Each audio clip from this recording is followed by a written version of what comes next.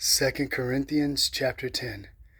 Now I, Paul, myself beseech you, by the meekness and gentleness of Christ, who in presence am base among you, but being absent am bold towards you.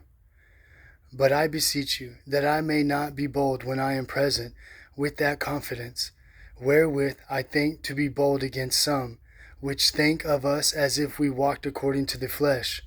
For though we walk in the flesh, we do not war after the flesh. For the weapons of our warfare are not carnal, but mighty through God to the pulling down of strongholds, casting down imaginations and every high thing that exalteth itself against the knowledge of God, and bringing into captivity every thought to the obedience of Christ, and having in a readiness to revenge all disobedience when your obedience is fulfilled. Do you look on things after the outward appearance?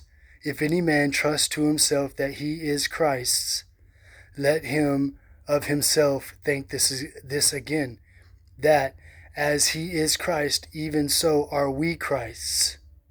For though I should boast somewhat more of our authority, which the Lord had given us for edification, and not for your destruction, I should not be ashamed, that I may not see as if I were terrified by your letters, that I may not seem as if I would terrify you by letters. For his letters, say they, are weighty and powerful, but his bodily presence is weak, and his speech contemptible. Let such an one think this, that such as we are in the word by letters when we are absent, such will we be also in deed when we are present.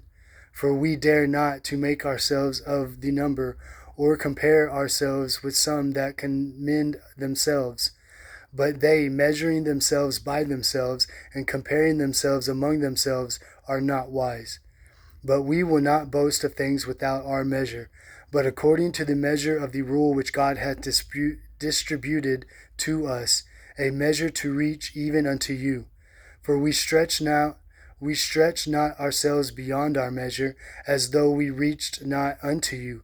For we are come as far as to you also in preaching the gospel of Christ, not boasting of the things without our measure, that is, of other men's labors, but having hope, when your faith is increased, that we shall be enlarged by you according to our rule abundantly, to preach the gospel in the regions beyond you, and not to boast in another man's line of things made ready to our hands.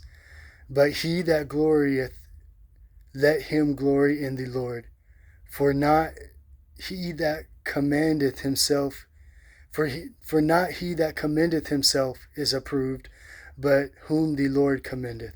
Amen.